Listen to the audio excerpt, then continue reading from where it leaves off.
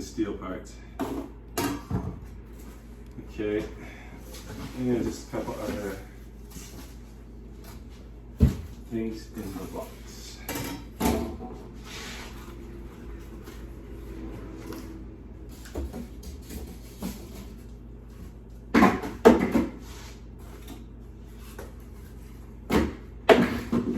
Okay, so this is where the stainless steel components come in.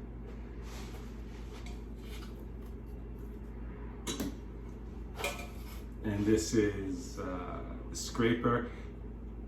There's two, my other two machines only had one scraper and they were plastic. So again, stainless steel scraper.